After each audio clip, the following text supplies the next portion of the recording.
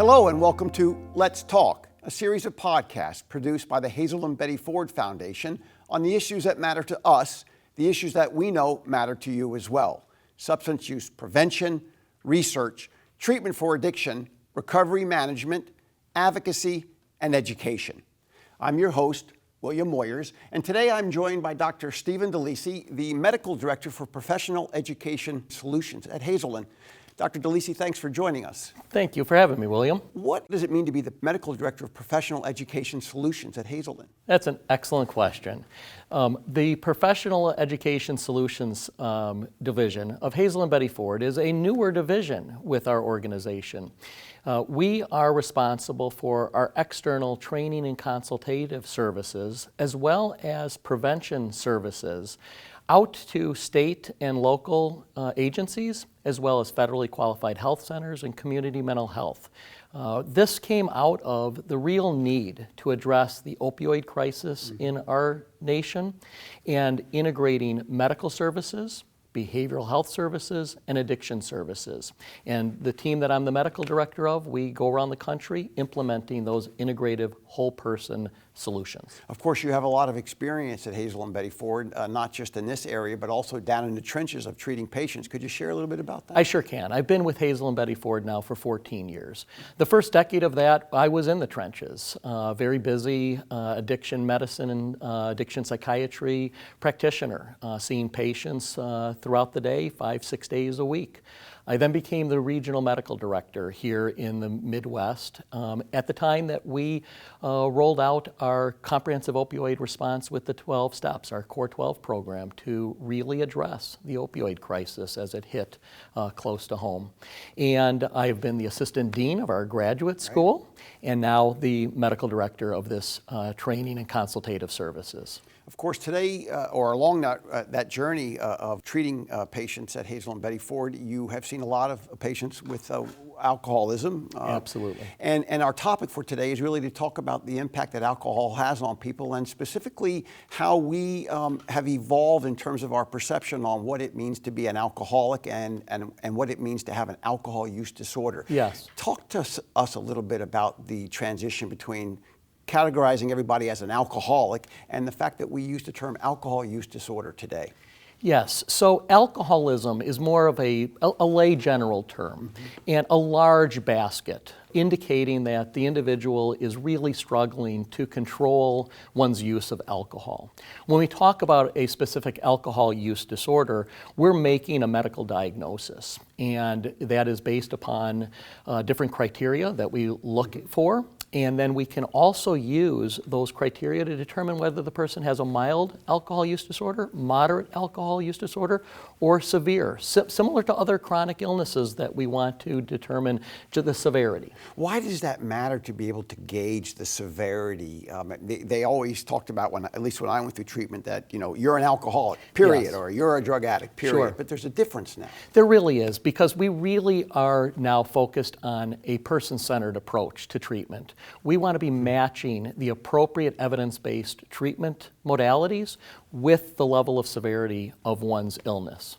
So how does somebody know when they might be suffering from an alcohol use disorder, or more significantly, how does a family member or an employee know when somebody has that? Well, there's no one yes or no answer to that. We don't, unfortunately, have yet a test that you can draw blood for. We look for different criteria, again. We look for the person losing control of the amount or the frequency that they're drinking. So they themselves or loved ones are noticing that they're drinking more than was intended or more than they used to doing that. We also look for, are they starting to pull away from the family? Are they not as engaged in things that they used to really enjoy? Is their level of functioning at school or at work or in the home diminished? Are they starting to use alcohol in ways that are risky, like drinking and driving? Do they need to drink more to get the same effect? That's what we call tolerance. And then further, do they have cravings and withdrawal symptoms when they stop using? How do you apply those red flags or those factors across socioeconomic or age differences? Because Yes. certainly alcohol use disorder would affect a young person differently than it would an elderly person.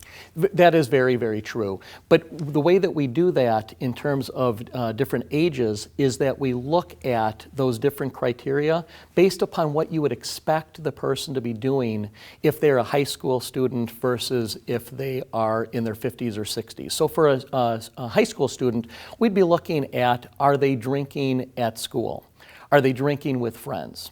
Are they being late for school or not going to school? Whereas someone who is older, we'd be looking at, are they reduced in their productivity at work?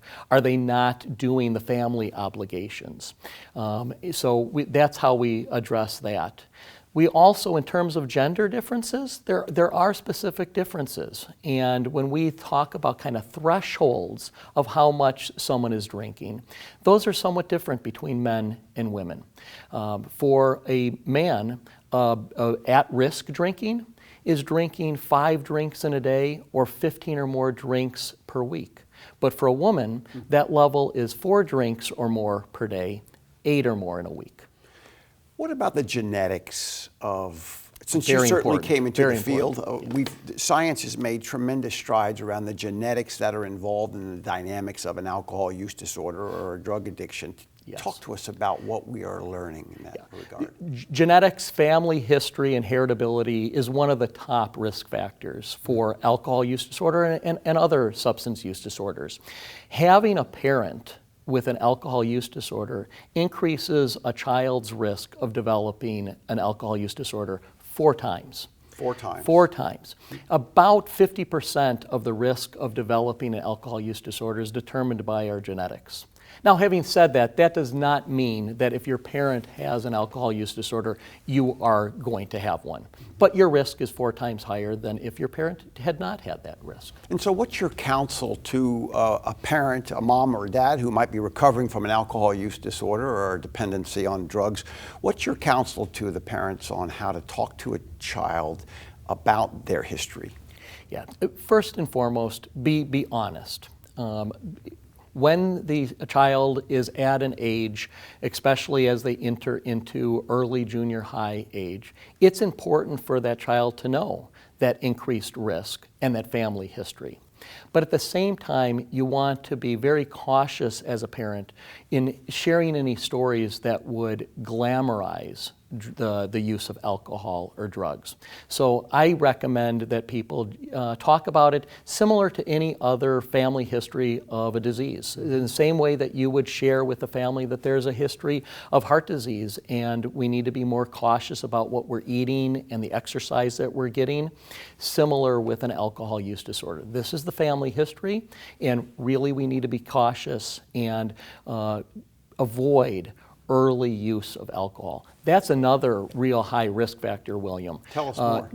Addiction is a neurodevelopmental disorder. For most people, it starts in adolescence. And where it can really start is by initial use prior to the age of, say, 16 years old. That is significantly more risky than starting after the age of, say, 21 or 24. Because? Changes in the brain.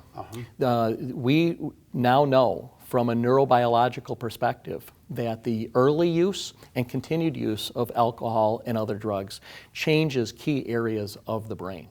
Can they be changed back? You know, we absolutely see that. There can always be continued risk. Once those changes have occurred, there is risk for recurrence of this chronic illness. But at the same time, by following evidence-based practices, we can strengthen some of the resiliency within the person's brain and engage other areas of the brain like the frontal cortex, the front part of our brain, that really helps to control some of the areas of the brain that undergird our addictions and our emotions.